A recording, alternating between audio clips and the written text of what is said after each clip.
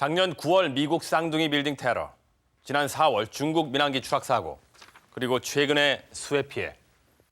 여러분은 아마도 우리 주위에서 벌어진 사고나 재난에 대해서 기억하고 계실 겁니다. 그 속에는 안타깝게 숨져간 사람들도 있고 또 기적적으로 목숨을 건진 사람들도 있습니다. 똑같은 시각, 똑같은 상황에서 왜 어떤 이들은 살고 또 어떤 이들은 숨져간 것일까? 최근 원광대학교 대학원 동양학 석사 논문으로 발표된 박효순 씨의 논문이 화제가 되고 있습니다. 교통사고 일진의 명리학적 분석. 이 제목하의 논문에 의하면 서울 경기 지역에 있는 123명의 교통사고 피해자들을 분석한 결과 그들 중 약 70% 정도가 사고를 당할 수도 있는 운을 갖고 있다는 얘기입니다. 이른바 특정한 사주를 가진 몇몇 사람들은 사고를 겪을 가능성이 다른 사람들에 비해서 훨씬 높다는 얘기입니다. 또한 사주풀이로 미래에 다가올 위험까지 어느 정도는 예측을 할 수가 있다고 합니다. 과연 박효순 씨의 주장처럼 사람의 미래라는 게 예정돼 있는 걸까요?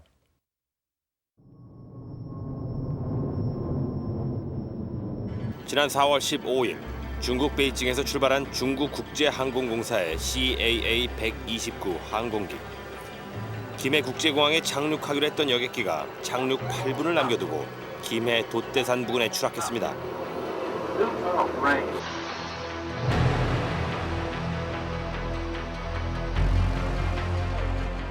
이 사고로 한국인 탑승객 137명 중 26명만 살고 나머지 111명은 모두 숨졌습니다.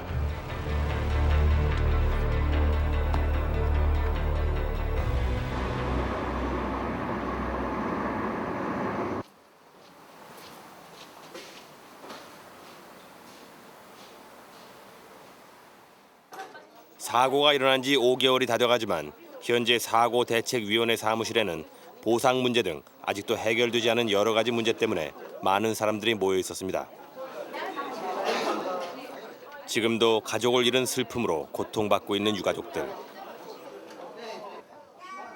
그 한켠에서 기적적으로 살아난 비행기 사고 피해자들을 만날 수 있었습니다. 피해자들의 대부분은 현재 병원 치료를 받고 있는 중이었습니다. 사고 후유증이 남아있긴 하지만 그나마 목숨을 부지하는 게 천운이라고 생각하는 생존자들. 집에서도 이제 비행기 사고 났다니까 식구들이 목숨만 살았지 이렇게 생각했다더라고요. 운에 그죠 제천이 인명이 딸렸다 그러잖아 그죠. 그러니까 운명이라는 것도 있다고 봐야지 이게. 우리는 일반적으로 생각해가지고는 이해가 안 되는 부분이거든요. 그건 제가 뭔가 있는 것 같아요. 그런 운명이. 이번 사고에서 그나마 살아날 수 있었던 것이 항공기에서 그들이 앉아있던 좌석 때문이라고 합니다. 여객기가 충돌할 당시 비행기 꼬리 쪽이 먼저 잘려나갔기 때문에 뒷좌석에 앉아있었던 사람들은 다른 좌석에 앉았던 승객들에 비해 상대적으로 충격을 덜 받았다는 것입니다. 짐이 쏟아지니까 사람들이 뛰어 내려가서 제 의자도 뛰어 많이 바뀌었죠. 지금요. 여기 제가 열로 가고 서릭수치가 여기는 서릭수 가고요. 그런데 당시의 상황을 전해 듣던 중 제작진은 새로운 사실을 알게 됐습니다. 좌석을 바꿔 앉은 사람들이 많았고 그들 중 일부가 목숨을 잃었다는 사실입니다. 서릭수라는 선생님은 안 선생님은 지금 당시 한 화재보험 회사에 다녔던 안상진 씨는 일행이었던 김숙희 씨와 좌석을 바꿔 앉았다고 합니다. 창 쪽에 앉고 싶다며 좌석을 바꿔달라고 했던 김숙희 씨는 같은 회사 동료인 윤경순 씨가 다시 좌석을 바꾸자고 제안했지만 그 부탁을 거절했습니다. 저는 개인적으로 운이라고 생각합니다. 이 자리에 왜 그러냐면 이분은 돌아가셨기 때문에 그죠. 또 이 자리에 안에 앉아있는 게 운이라고 생각했어요. 사고 당일 비행기에는 계모임이나 가족 단위의 단체 관광 승객이 많았습니다. 자신의 가족이나 일행들과 같이 앉기 위해 좌석을 바꿔 앉는 사람도 여러 명 있었습니다. 문제는 좌석을 바꾸고 나서 산 사람이 있는가 하면 세상을 떠난 사람도 있다는 사실입니다. 집을 눈앞에 두고 아깝게 세상을 떠난 김숙희 씨. 원래 배정받은 자신의 좌석을 두고 끝까지 다른 좌석을 고집한 이유는 무엇일까요? 마지막 자는 날 밤에 잠이 안 온다고 자꾸 날 보채는 거야. 내일 확실히 가는 거 맞지? 맞지? 그래서 하면서 자꾸 보채. 그래. 아, 맞으니까 일단 좀 한심 자라고. 그때 하여튼 새벽 1~2시까지 앉았을 거야 우리가. 그 잠 조금 그때 새벽에 5시 몇 분에 일어나갖고 준비했어야 되거든. 몇 시간 못 잤다 카요 우리. 몇 시간 못 자고 하도 그 아줌마가 잠을 보채는 바람에 그러니까 좀 자라 그래도 진짜 내일 가는 거 맞냐고. 그래서 집에 가고 싶어 하는 것 같아. 그러고 막 딸내미도 보고 싶다 그래 자꾸 막 그러고. 김숙희 씨의 유일한 혈육인 이미연 씨를 찾아가 보았습니다. 미연 씨는 고향을 떠나 서울에서 대학을 다니고 있었습니다. 이틀 전 이사를 하고 아직 다 정리를 못했다고 하는 미연 씨. 유일하게 정리해둔 물건이 어머니의 사진이었습니다. 원래 무남 동료로 자란 미연 씨는 이번 사고로 온 가족을 다 잃은 셈이 됐습니다. 4년 전 갑작스럽게 아버지가 돌아가셨고 유일한 혈육이었던 어머니마저 세상을 떠난 것입니다. 그녀와 어머니의 얘기를 나누던 중 제작진은 뜻밖의 사실을 알게 됐습니다. 엄마가 이제 꿈을 꾸셨는데 하루는 이제 전화도 왔어요. 하늘나라 가는 기차를 타는데 이제 티켓을 이제 나눠주더래요. 하늘나라 가는 기차 티켓을 나눠주는데 엄마가 맨 마지막으로 해서 딱 끊기더래요. 그 얘기를 하신 게 중국 가시기 얼마 안 됐었을 때 말씀하셨는데 근데 하늘나라가 그렇게 빨리 그런 일이 빨리 있을 줄은 당연히 모르고. 그리고 중국으로 떠나기 전 고향에 있던 어머니가 느닷없이 미연 씨를 찾아왔다고 합니다. 사고 싶은 거 옷 있으면 너 맘대로 사라고 사준다고. 아 근데 꼭 제가 사달라고 해야 사주시는 분인데 좀 그것도 이상했고, 그리고 그날 평소에 안 하던 외식도 그날 했고요. 네. 밑반찬을 잔뜩 준비해놓고 2시간 동안의 무용 연습을 처음부터 끝까지 지켜보던 어머니. 그게 어머니의 마지막이었습니다. 과연 김숙희 씨는 뭔가 불안한 기운을 느꼈던 걸까요? 여행을 가기 전에 없던 행동을 하곤 했다. 그리고 좌석을 바꿔달라고 했다. 자, 이런 정황들 때문에 사고 피해자들 중에 일부는 이미 고인이 된 김숙희 씨가 자신의 불행을 예감하고 있었던 게 아닌가 하는 추측을 내놓곤 했습니다. 그러나 그 모든 것은 사고를 겪은 후 주위 사람들이 미루어 짐작하는 얘기에 불과할 겁니다. 또한 그런 행동이 불운을 암시하는 것이라고 판단할 그 어떤 증거도 없습니다. 중요한 것은 그런 과정을 지켜본 주위 사람들의 생각입니다. 그들은 이미 고인이 된 김숙희 씨의 불행은 물론 자신들이 겪은 고통까지 사람의 의지로는 어찌할 수 없는 일로 받아들이고 있었습니다. 이번 사고를 통해 이른바 운명이라는 것에 대해서 믿게 됐다는 겁니다. 자, 그렇다면 이 문제가 단지 김해 비행기 사고 피해자들만의 생각일까요? 다른 사람들의 경우는 어떨까요?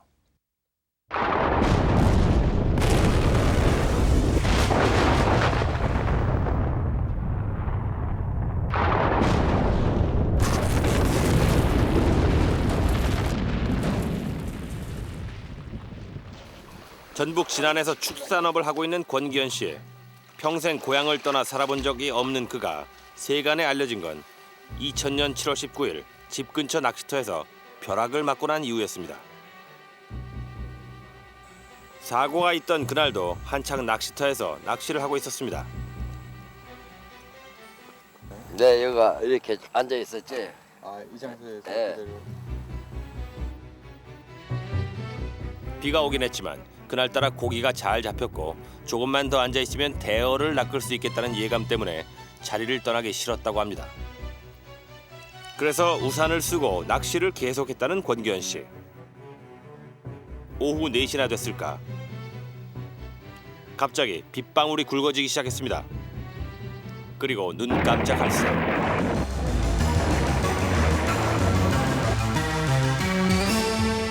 벼락이 그의 우산을 뚫고 지나갔습니다. 탁 하는 느낌이 아니라 그냥 앞으로 보면 시커멓게 뭐만 석 지나갔는데 딱 소리만 나더라고. 그냥 딱 소리 나면서 눈을 떴다 감았다 딱 뜨니까 유산이 저 앞으로 이렇게 날아가 그냥 맥없이 잡고 있는데 이 사고로 들고 있던 우산이 시꺼멓게 타버렸고 권기현 씨는 손에 화상을 입었습니다.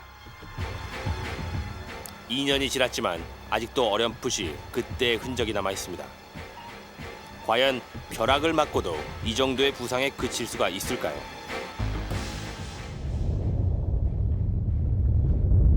전 세계적으로 벼락을 맞고 숨진 사람은 1년에 2천여 명에 이른다고 합니다. 권기현 씨가 크게 다치지 않은 것은 어떤 이유 때문일까? 서주팔자에 타고났다고 생각하시죠. 너는 몇 세까지 살다가 죽어라. 너는 언제 돈 벌고 언제까지 쓰다가 또 돈이 나갈 것이다. 이런 것이 딱 나와 있을 거라고.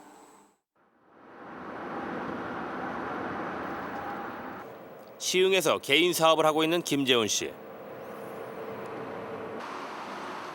재훈 씨 또한 권기현 씨와 비슷한 경험을 갖고 있습니다. 사고 난 게 이 지점인가요? 예, 이 지점입니다. 사고가 어떤 식으로 났었나요? 1차 충돌은 여기 벽면에 한번 부딪혔었고요. 그리고 나서 빗길에 차가 미끄러져서 1차선까지 들어간 후에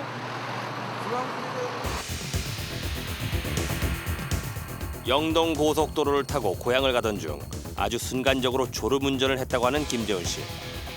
밤길 고속도로를 달리던 그의 자동차가 오른쪽 보호벽에 부딪혔습니다.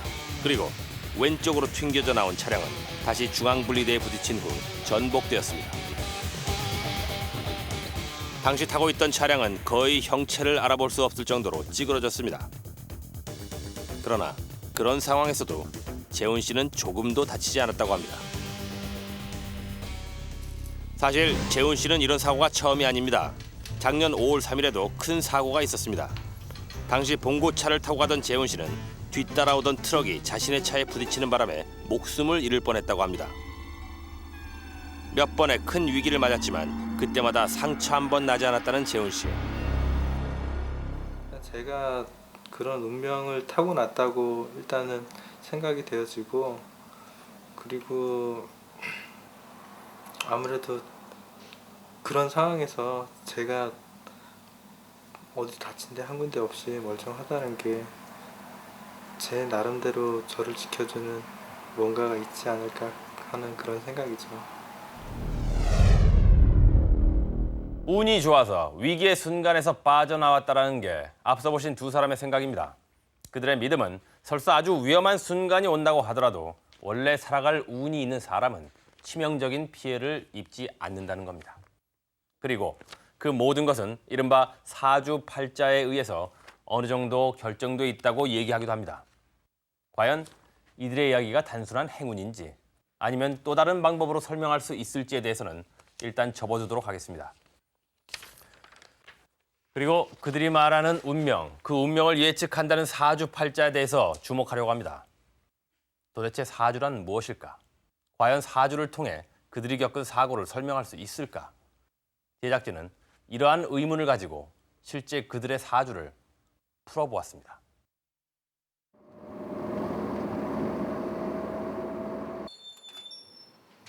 안녕하세요.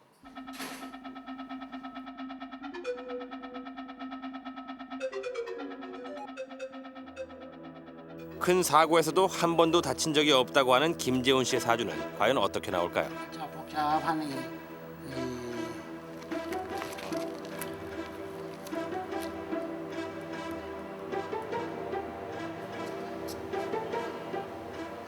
충이라든지 뭐 이런 타살이라든지 이런 것을 다치고 이제 사고가 나는 운들은 가지고 있지만은, 근데 이 사람한테는 이상 없는 날이거든. 그러니까 이거 본인한테 특별히 그게 이상이 없을 때는 그거는 그런 나쁜 일들이 안 생긴다고요. 그럼 생겼더라도 그 본인한테 그 충격을 안 받는다고요. 이게. 김재훈 씨의 경우 사실과 별반 다르지 않은 사주풀이가 나왔습니다. 그러면 벼락을 맞고도 살아난 권기현 씨의 경우는 어떨까요? 이제 이게 그날이 그 소위 우리가 말하는 그 역마일이라고요. 그날이. 예, 그러면 이제 본인이 역마살이인데 역마일이 들어오면 반드시 돌아다니다가 그럼 돌아다녀서 좋으냐면 그날 자양살이기 때문에 형이란 건 벌을 받는 날이거든요.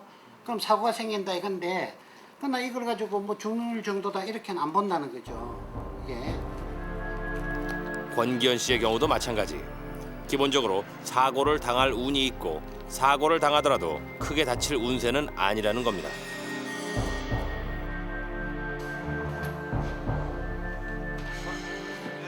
혹시 다르게 해석하는 경우도 있지 않을까 싶어 또 다른 전문가를 찾았습니다.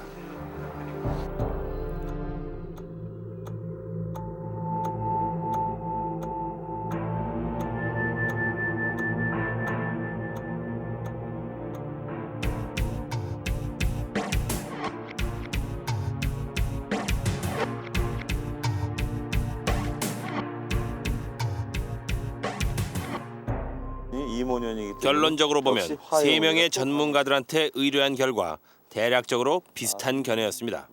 어떤 사고를 어디서 어떻게 당했는지는 구체적으로 알 수 없지만 분명 몸에 손상을 입을 가능성이 있고 그 손상이 치명적인 해를 입히지는 않는다는 얘기였습니다. 이렇게 나누어서 분류를 하게 된 겁니다.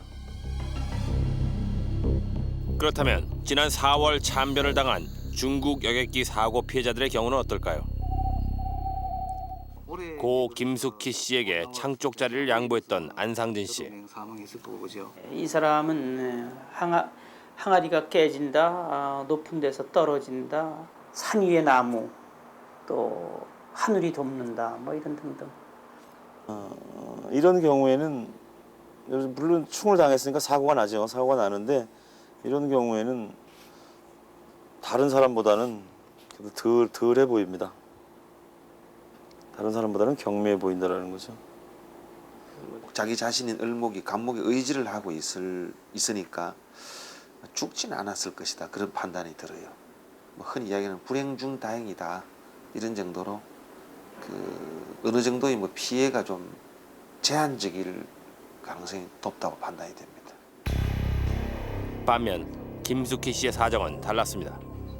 이 사람은 깊은 지하에 갇혀 있는 그런 운이죠. 깊은 지하에 갇혀 있는 운. 물론 이 말은 해석하기에 따라 차이가 있을 겁니다. 그러나 전문가의 의견에 따르면 치명적인 해가 올 수 있는 운세고 목숨이 위험한 상황에 이를 수도 있다고 합니다.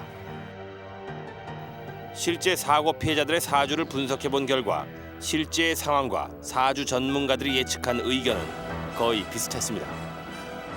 그러나 그 위기가 어느 정도인지는 전문가들마다 약간의 차이가 있었습니다.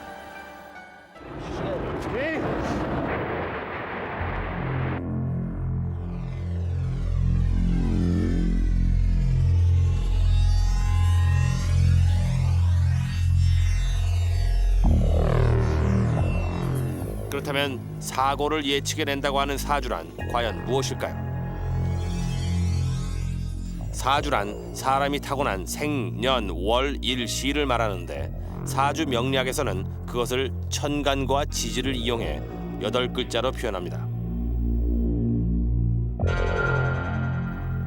예를 들면 2002년 9월 8일 밤 10시에 태어난 사람의 경우는 이렇습니다. 2002년은 이모, 9월은 기유, 8일은 기묘, 10시는 을해에 해당하고 각 글자들은 글자 고유의 목화 토금수의 기운을 가집니다. 사주풀이란 그 기운이 어떻게 조화를 이루고 있느냐를 풀이해 특정한 개인의 성격과 기륭을 파악해내는 것을 말합니다.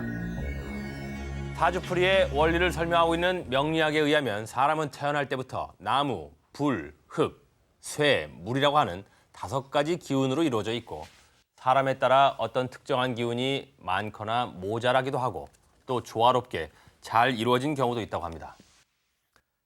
사고가 생기는 건 그러한 기운들이 서로 부딪히거나 아니면 특정 기운이 모자라고 넘치기 때문이라고 합니다. 실제 사주 전문가들의 사주풀이 결과도 그런 원리를 적용시켜서 나온 예상치였습니다. 하지만 사람이 나무, 불, 흙, 쇠, 물과 같은 기운으로 구성되어 있다는 기본 원리에 대해서는 우리가 어떻게 받아들여야 할까요? 사실 이 부분에 관해서 현재 우리가 그렇다, 아니다라고 할 만한 과학적인 연구가 부족한 실정입니다. 그래서 제작진은 하루의 운세를 중심으로 사주 명리학의 논리가 얼마나 객관적일 수 있는지에 대해서 접근을 해봤습니다. 우리가 흔히 볼 수 있는 일들 중에 운이 좋고 나쁨을 가장 많이 따지는 것 중에 하나가 운동 경기일 것입니다. 제작진은 먼저 선수들을 대상으로 경기와 운에 관한 연관성을 묻는 설문지를 돌렸습니다. 과연 운동 경기와 하루의 운과는 어떤 연관이 있을까요?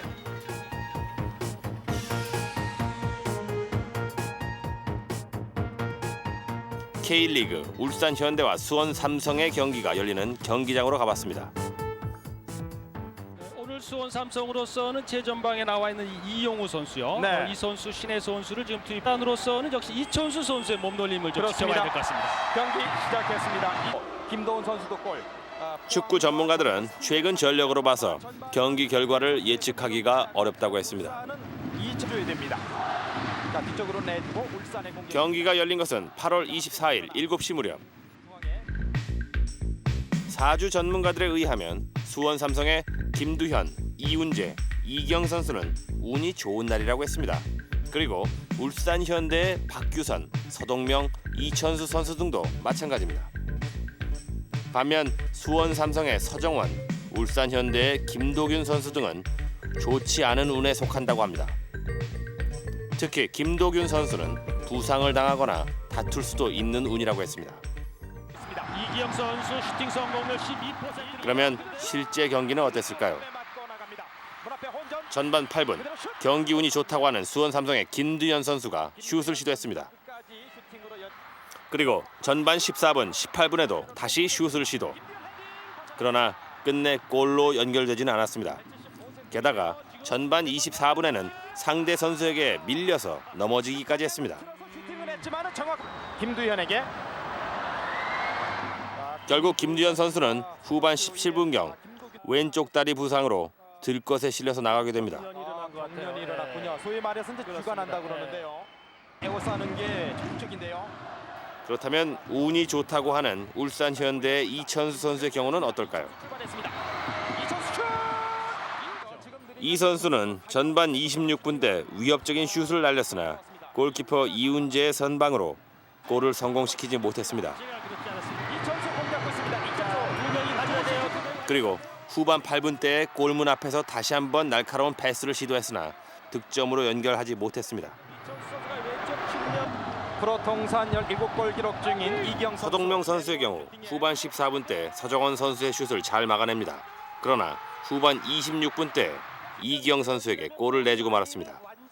그리고 경기 중 부심에게 항의를 표시하다가 주심으로부터 옐로우 카드를 받기도 했습니다.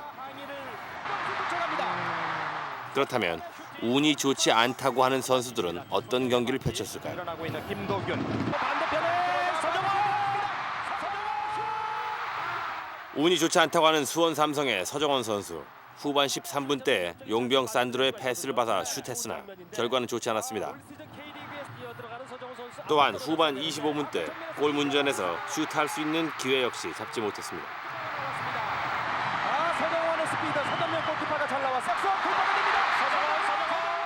그리고 후반 45분 때에 이르러서는 상대편 수비수의 반칙으로 골대 앞에서 넘어지기도 했습니다. 그런 슈터거든요.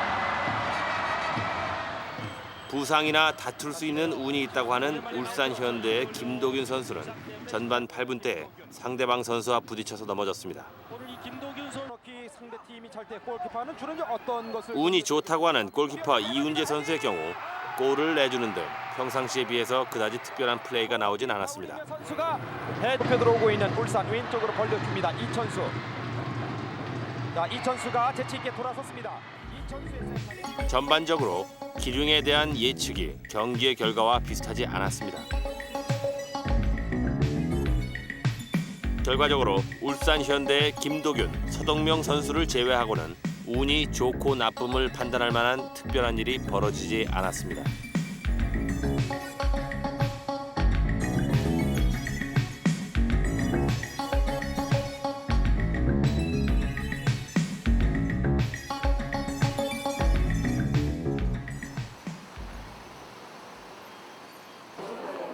안녕하세요 다. 그럼 과연 운이 좋은 날과 안 좋은 날은 사람의 신체에 어떤 변화가 올까요?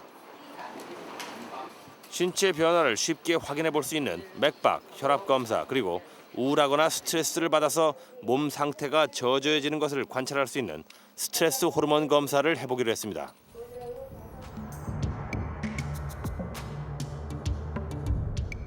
검사를 받는 네 사람은 모두 각각 길일과 흉일을 잡아서 검사를 했습니다. 첫 번째, 혈압과 맥박 검사. 혈압, 맥박의 경우 길일의 수치와 흉일의 수치에 큰 차이가 나타나지 않습니다.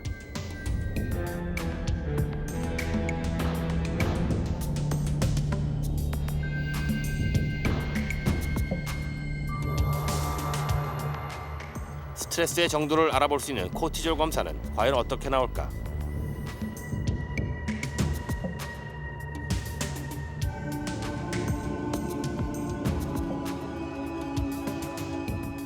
호르몬 검사에서도 결과는 별반 다르지 않습니다.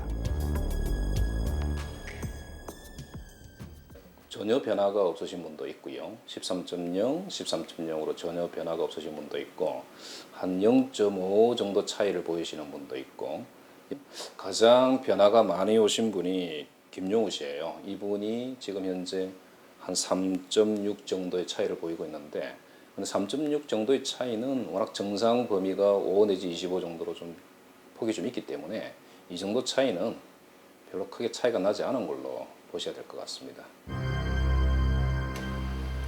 결과적으로 길일과 흉일이 신체에 어떤 눈에 띌 만한 영향을 준다는 증거는 찾아내지 못했습니다.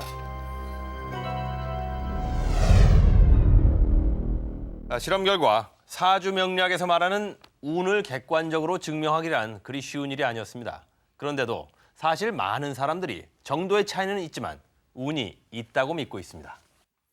실제로 몇 년 전 수원과학대학교 김태균 교수가 조사한 한국인의 운에 대한 태도라는 논문을 보면 응답자 1979명 중 1451명, 즉 73.3%에 해당하는 사람들이 운에 대해서 긍정적인 입장을 보였다고 합니다. 사람들의 믿음이 그렇다면 사람들은 왜 사주를 믿는 걸까? 혹시 사람들이 흔히들 운 혹은 사주 팔자 때문이라고 생각하는 일들이 어쩌면 객관적인 원인에 의해서 일어난 필연은 아닐까요? 사주가 예측하는 미래, 그리고 사주가 해석하는 현실의 일들을 과연 어디서 어디까지 신뢰할 수 있을지 생각해봤습니다. 지난 2000년 7월 19일 오후 4시 낚시터에서 벼락을 맞고 손에 가벼운 화상을 입고 살아난 권기현 씨. 과연 그가 목숨을 구한 건 운명이라고 볼 수 있을까요?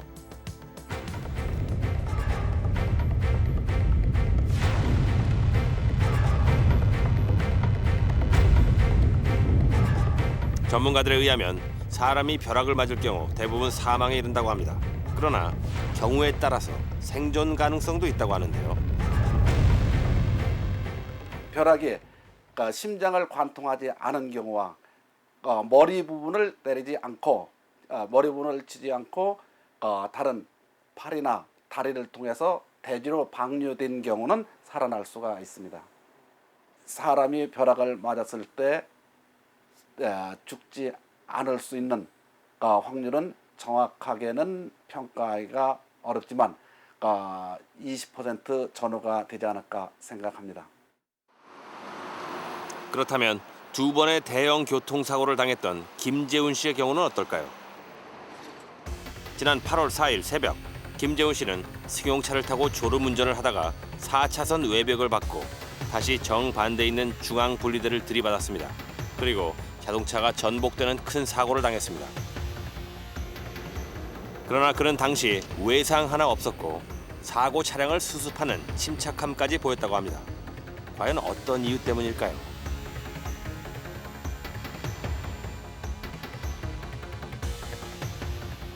우리는 이 문제를 풀기 위해 자동차 성능 시험 연구소를 찾았습니다. 보통 차가 정면으로 부딪히는 경우에는 사망률이 높다고 합니다. 자동차 충돌 사고에서는 여러 가지 상황이 발생될 수가 있는데 특히 이제 사람의 머리 같은 경우가 굉장히 약하지 않습니까?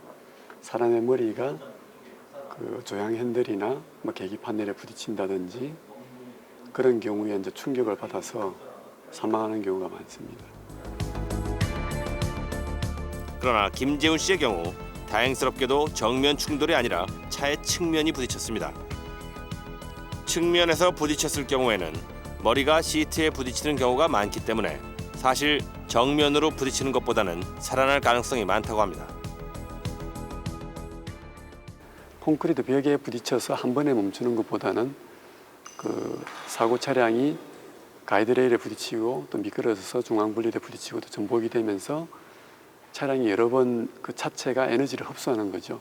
흡수하면서 탑승하고 있는 사람은 그 가벼운 충돌을 몇 번 일어나는 거기 때문에 전체적으로 봐서는 운동 에너지가 여러 번 충돌하면서 에너지가 분산이 됩니다.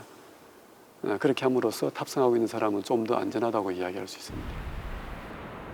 새벽 엄마가 5시 한 5분에서 10분 사이라고 하셨거든요. 사실 우리 주변에서 벌어지는 사고 중 알고 보면 해석이 가능한 일들이 많습니다. 시가 좋네. 그런데 왜 사람들은 이해하기 힘든 일들을 이른바 팔자 때문이라고 여기는 걸까요? 직접 사주를 보러 다니는 사람들에게 물었습니다. 사람이나 모든 면에서. 성격이나 뭐 살아온 환경 같은 건 거의 다 한 90% 정도 맞는 것 같아요. 그리고 앞으로 일어날 일에 대해서는 아직 겪어보진 않았지만 제가 이제 예상하기에 어느 정도가 될 것 같다라고 생각하는 거랑은 뭐 조금 뭐 그래도 절반 이상 정도는 맞는 것 같고요.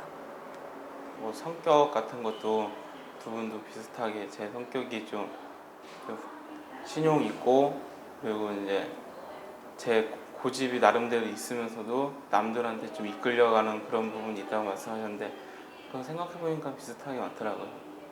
그러니까 사람은 좋아. 근데 사람만 좋아 갖고는 세상살이가 어렵단 말이야. 사주를 보러 다니는 사람들이 공통적으로 하는 얘기는 약간의 차이는 있지만 성격은 꼭 들어맞는 경우가 많다고 합니다. 그런 운을 가졌다. 이렇게 보이네요. 몇몇 사람들의 사주를 통해 성격을 파악해봤습니다. 그리고 최근 심리연구소에서 많이 사용되고 있는 성격 검사를 통해 그 두 결과를 비교해봤습니다. 성격 검사에서는 외향성과 내향성, 감각형과 직관형, 그리고 사물을 판단하는 데 있어 사고가 앞서느냐 아니면 감정이 앞서느냐를 중심으로 사람의 성격을 분류해보게 됩니다.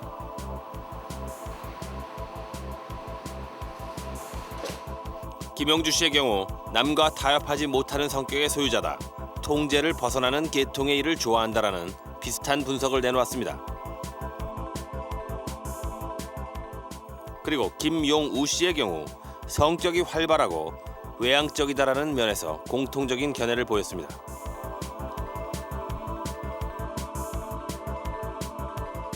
김효성 씨는 두 개의 분석 결과 모두 사교성 그리고 타인과의 관계를 융화시키는 데 탁월한 능력이 있다고 예측을 했습니다.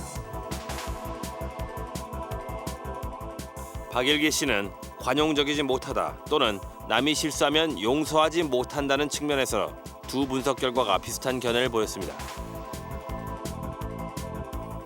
결과적으로 성격 분석의 경우 사주풀이로 나온 결과와 성격 검사 기관에서 분석한 내용이 아주 비슷하다는 점을 살펴볼 수 있었습니다. 물론 그렇다고 해서 돌아다니는 걸 싫어하는 건 아니에요. 사주라고 하는 것은 그 만능이 아니지요. 그래서 절대 맹신하면 안 되는 것이고 실제로 지금 말씀하신 대로 과거에 짐작하던 것을 오늘과 같은 이런 다양화된 사회에 그대로 적용한다든지 또는 다 맞기를 기대한다는 것은 사실은 잘못된 겁니다. 그거는 사주에 대해서 상당히 오해를 하고 있는 것이죠. 사주라고 하는 것이 다 맞춘다는 것이 아니라 적어도 어떤 흐름을 한 개인이 사주를 본다 할 때 그 전체적인 어떤 흐름을 상당 부분 접근해서 짐작할 수 있다. 성격부터 시작해서 그 사람의 재능이 어디에 있는가. 그 구분은 그렇게 어려운 게 아닙니다.